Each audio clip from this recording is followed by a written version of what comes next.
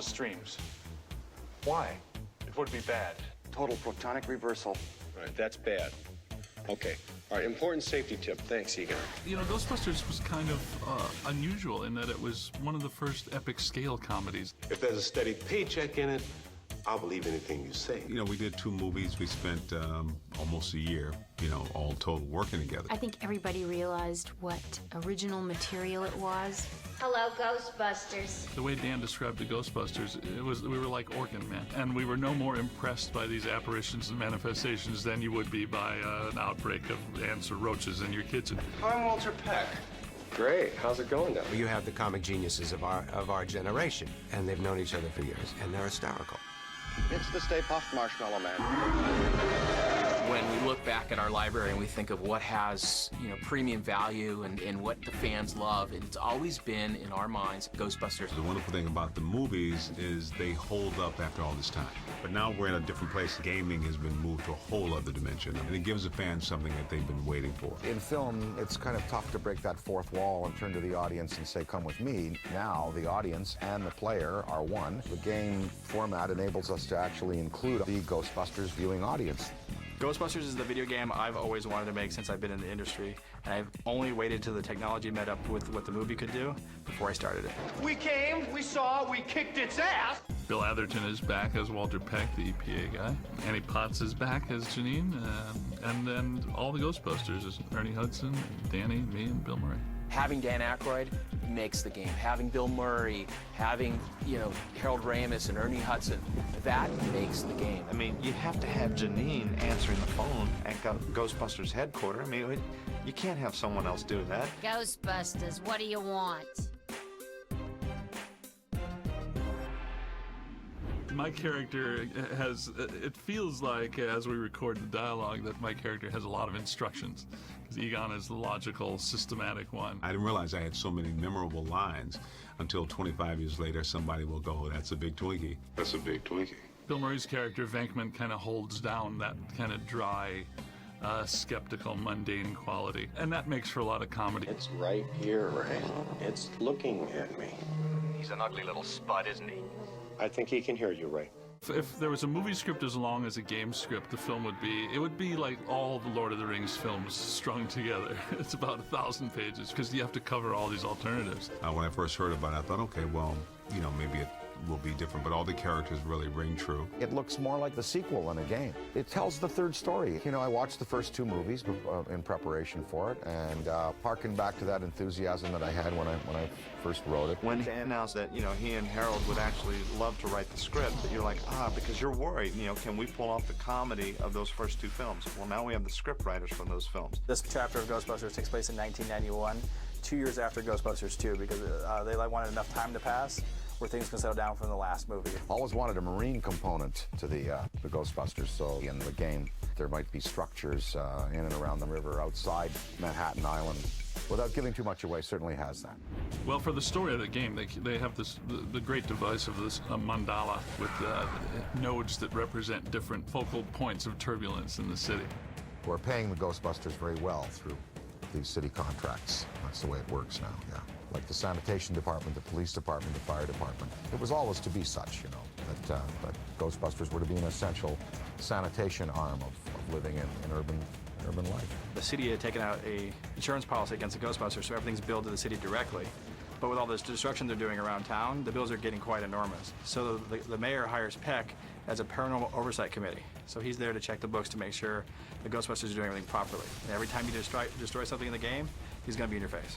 Never done a game, so it was all new. I am Walter Peck, sir, and I'm prepared to make a full report. These men are consummate snowball artists. It's hard to get rid of old Peck.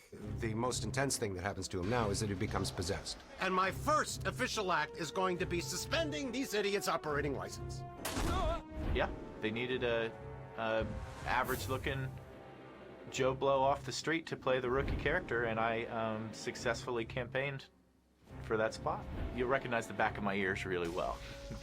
Well, the player is a cadet. He's a rookie. He joins the Ghostbusters, and there are new problems at the library. There's museum problems. The Hotel Sedgwick makes another appearance. Certain familiar entities recur in the places where they first appeared in the film. So Stay Puft Marshmallow Man back on the streets of New York, Slimer's back in the hotel, which is a nice kind of callback to it may evoke a little nostalgia in the player.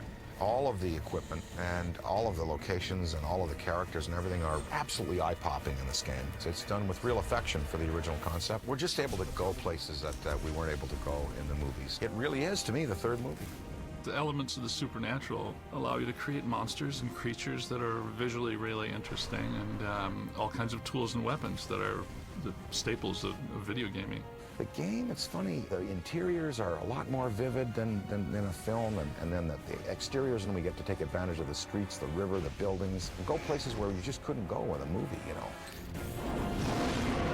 The gameplay in this game is unique. You're shooting a proton pack that's nuclear charged. It should blow up in a 3-mile radius, and you're using it to wrangle ghosts, and it's more of a, you're not shooting to destroy, you're shooting to capture. So this is the first game where you're out there and you're wrangling things and moving things around into a trap. You're trapping beings. If you were going to either trap ectoplasm or trap a full material apparition, you'd have to do it on a subatomic particulate level. You'd need some pretty sophisticated equipment. I figure it would cost about $90 billion to build actually build a prototype of one of those things. Dan immediately came back and told us, no, they need to be called this, this, and this, and he had definite technical terms. Bosons are the inner parts of the atomic structure, and they're very elusive, like mesons, muons, gluons. There's a whole science now that tries to trap these invisible particles. It's very dangerous playing with this stuff. Throw it! I did that, that's my fault. It's okay. The table broke to fall.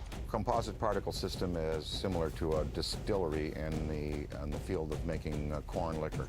What you're doing is you're doing an original collision, and then you're basically forcing it back through a filter, but it forces them back through where they've already been, and then out through your wand. Yeah. Again, very expensive equipment. Very, very expensive. It's just occurred to me we really haven't had a completely successful test of this equipment. I blame myself. So do I. No sense worrying about it now. Why worry? Each of us is wearing an unlicensed nuclear accelerator on his back. When we set out to work with the developer, we interviewed actually quite a few, and Terminal Reality came in with a demo that quite honestly blew us away. Infernal Engine, our internal engine here at Terminal Reality, really allows us to create a living, breathing world, so to speak. We can put literally thousands of objects moving through the environment at once. You can blow apart things. Pretty much in a video game, you have to have walls, a floor, and a ceiling. Other than that, everything's fair game to be destroyed in Ghostbusters. In Ghostbusters, the video game, there's a lot of different equipment that the player has at their disposal. We've kind of taken the traditional proton stream and we've added some elements to it. If this was a movie, there wouldn't be the level of environmental destruction. We kind of go above and beyond. All the crowds, all the individual people actually have their own AI. There's no flocking AI. It's not hurting. I think one of the biggest challenges of working on this game is everybody wants this to be a great game. And then we bring to that the burden of knowing that gamers out there want this to be a great game.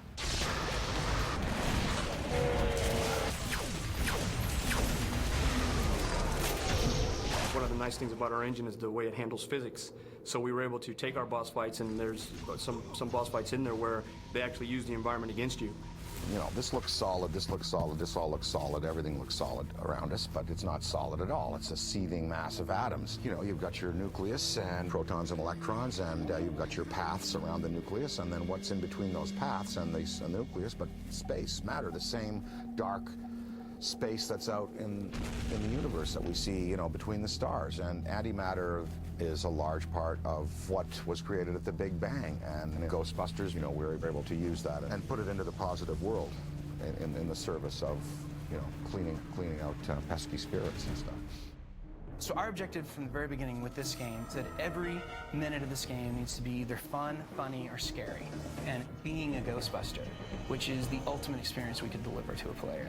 In this game, much like the movies, the player is going to be experiencing the equipment on the fly. Ghostbusters tend to go by the seat of their pants, and they don't often have much prep time. Slime Tether masters plasma and masters the plasma energy in the multiverse everywhere. And enables the operator to hold on to entities that would go back to the dimension they came from or vanish. They can't do it if once the slime tether touches them. And think of it as I guess, the glue on the bottom of a fly's, foot. It's that kind of viscous, almost like a psychically viscous material. My God is the question. No, but if asked, I always say I'm a god. Yeah. Are you a god? No. Then We've actually managed to surprise most people at the end. There is a twist ending where people are actually taken aback. I do feel the fans have been looking for something else, ever since we did the second one. We felt like of all the movies that we have, this definitely is a video game. It's a special moment for all the Ghostbusters fans that have been wanting another storyline for Ghostbusters for 20 years, and to get the talent back together, to get the band back together, to get Sony willing to say yes, it's a perfect storm with the right engine, right license, and right talent. Get her!